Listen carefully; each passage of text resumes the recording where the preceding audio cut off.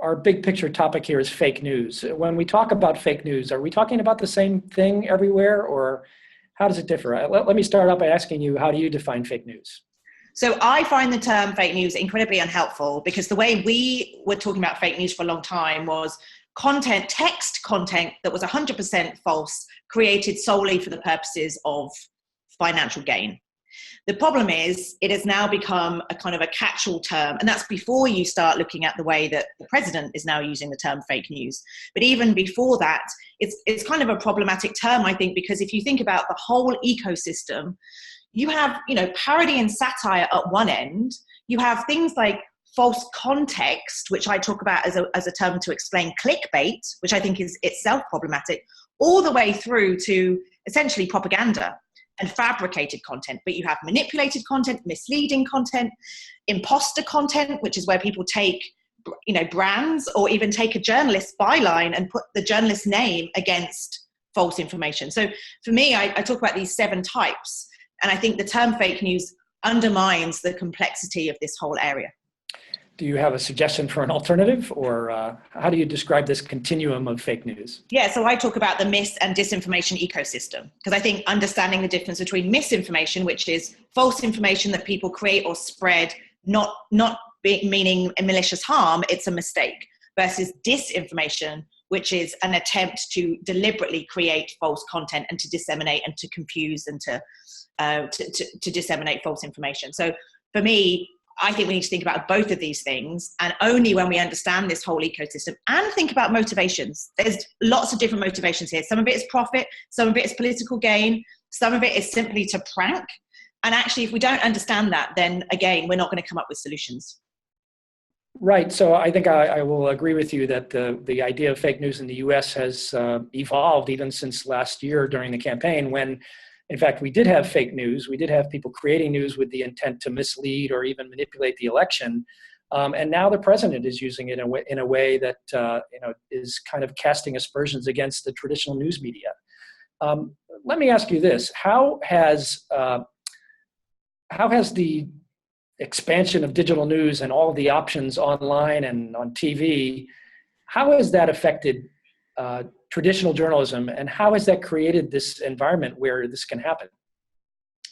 So it's a complex topic, but we have moved from an age of gatekeepers where, as an audience member, I knew what I was looking at. And that was because as human beings, we are overwhelmed by information every single day. So we have to rely on heuristics, shortcuts, cues.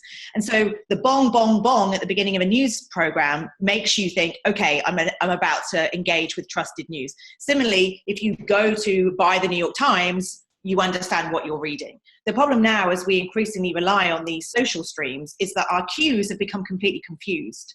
So it's a positive thing that audiences have access to all this different information, but because a fake news site or a misleading site is using exactly the same visuals, headline font, our heads as we scroll through is very confused. So it's allowed people to create this type of content in very simplistic and cheap ways that absolutely undermines traditional trusted news outlets. And so that's what we're struggling with now, and the social networks are struggling with this, is how do we create cues and flags that make sense without creating lists of trustworthy versus non-trustworthy information, because that's also problematic. But we've kind of slipped into this new mode of operation. We didn't have a chance to sit down and discuss how our brains would function in this space and how certain different actors would take advantage of that. And that's what's happened. Mm-hmm. Well, at least in the US right now, I think we are in a situation where it's turned from a problem of fake news to a situation where different actors are using it, hopefully to their advantage. And, a lot of the onus on this comes back to the reader, listener, viewer, and the skills that they have or don't have. Say a little bit about the environment right now that we're in and whether people are catching up with it in terms of their skills. So it's interesting that you talk about skills, and certainly there's a lot of discussion right now about news literacy programs and how we can do more to educate audiences. And I certainly agree and have always believed that we as audience members have a responsibility to check what we're seeing. And increasingly now, because those cues are mixed up, almost anything we see, we have to double check and breathe and think. The problem is we are human beings. So those of us who teach news literacy, ourselves can be caught up in a moment because our brains work in a particular way, because our brains are overwhelmed.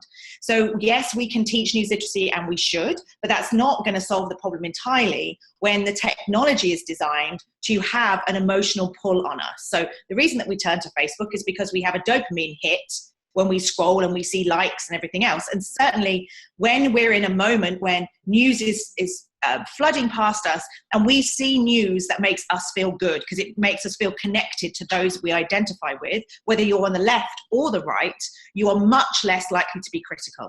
In the same way as you're much less likely to be critical of a photograph. So memes are becoming much more powerful and used a great deal now. If you look at Breitbart, on their Facebook page, they use a lot of visuals, a lot of memes, and that's deliberate because those are shared in much higher numbers than links, because our brains just suddenly see a photo with some text that pulls on our emotional responses and we click share. But it's also happening on the left just as much, maybe not just as much, but we're seeing it on the left and the right. And that's because humans, wherever we sit on the ideological spectrum, are human, and we have brains that override our critical functions unless we're constantly telling ourselves, be critical of this. So Craig Silverman was on the media a couple of weeks back talking about the need to develop emotional skepticism.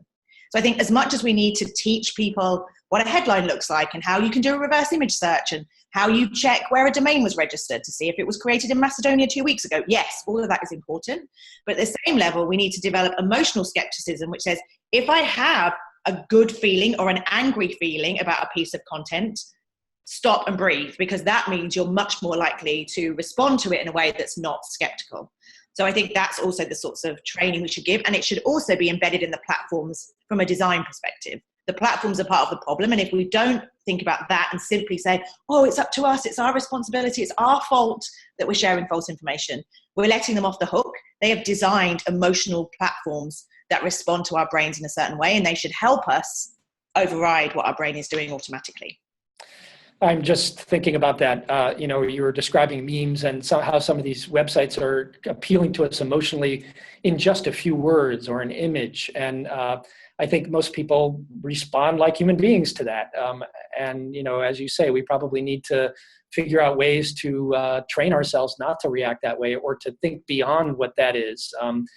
As journalists, I think we are trained to think about it in a completely different way. I mean, I think about a story that I'm reporting as a full piece, whether it's a 5-minute piece on the radio or a 1,200 word article or something. In some cases, we are in newsrooms being asked to think about it in this other way, like, well, what's it going to be in a tweet, 140 characters, or what's it going to be in a headline? So we are having to learn some of these, and maybe in that respect, we are kind of falling into the same trap as that which we are criticizing here. But is there still a place for those traditional forms that we have, and how do we reassert ourselves?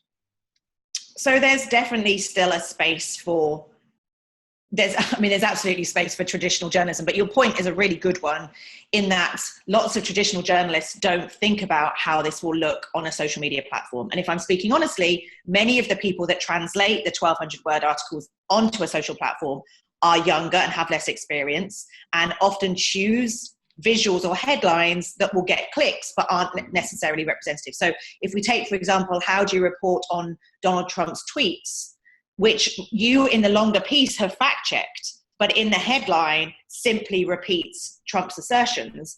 There's lots of research in social psychology which says, even if you debunk information, by repeating the false information, the brain has to accept the false information to even start to accept the debunk. Does that make sense? So there's research around belief echoes, which is, even if somebody says, okay, I understand that this has been debunked, if you ask about that particular fact a couple of weeks later, they will still repeat. There's something to it that makes them not trust the original piece of information. So we have to really engage with the social psychology literature to understand, as journalists, how to work in this environment, because our traditional modes don't work when somebody's looking at something on a small screen and it's flowing past baby pictures and engagement announcements. And it's a completely different world than a print world. And we haven't, I don't think, shifted enough to this new world. It's, well, this is what we do. This is the real journalism. Okay, I'll push out a tweet.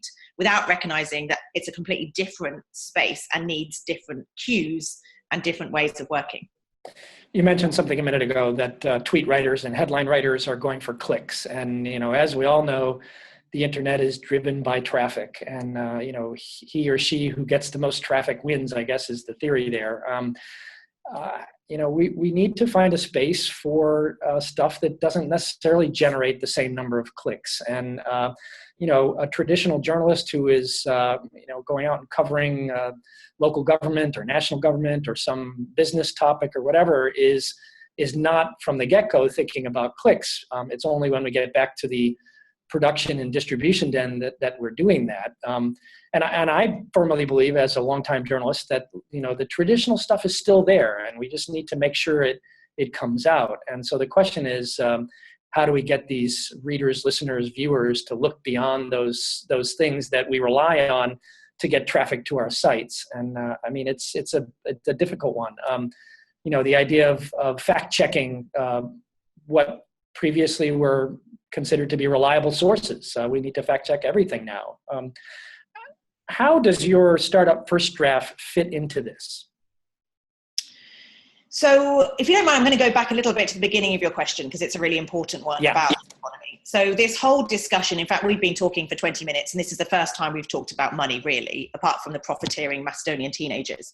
So this whole ecosystem is broken partly because the financial model is out of whack with what we would suggest is democratic norms and an informed citizenry.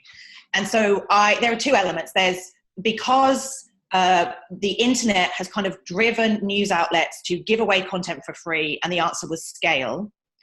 I think we've all recognized now that that isn't the answer at all. And so I think what we'll end up seeing is there is a market for high quality news, but there will be niche audiences, there will be smaller audiences, and I think we'll have a fragmented system where you have fewer big outlets and you'll have more of these kind of niche outlets which have a relationship with the audience is prepared to pay for quality content. I think the difficulty is trying to create content at scale when advertising causes all sorts of problems, even just for the experience. Online reading with ads is a horrible experience. So I think that's part of the problem, in that system was breaking and creaking already, and then the fake news debate has kind of shone this spotlight on how do we solve this when actually the commercial imperatives are not there. Because if you think about the platforms, they need us to stay on their platforms for as long as possible. And going back to that psychological piece, if I'm consuming content that makes me feel good, I'm going to stay on the platform longer. So it's not actually in their interest to give me hard news that will make me feel uncomfortable. It's in their interest to serve me what I want. So when the platforms are increasingly becoming the main distributor of information and news, yet it's not in their commercial interest to give us what we necessarily need, and as humans we're driven to the stuff that we like, that's what worries me when we're trying to think about solutions. And of course I come from Europe, where we have much stronger public broadcasters and public service outlets. I worry about the impact of money in this information ecosystem, and I don't know who's going to be the driver for change. So to talk about what First Draft is trying to do, we really believe that only via collaboration are we going to see solutions. So we have a network of over 100 global newsrooms, all of the social networks, academics, and the idea is that it's not in anyone's interest to have 500 journalists all debunking and all fact-checking the same information.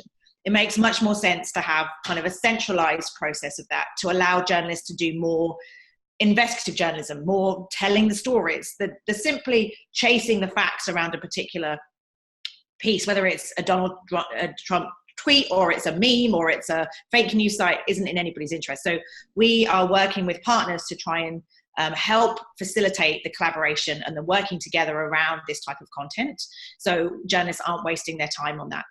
From a business model perspective, we're a non-profit at the moment. We're looking for funding, so that's not sustainable either, but at the same time we're trying to keep money out of it, although for transparency purposes, at the moment we are funded by Google.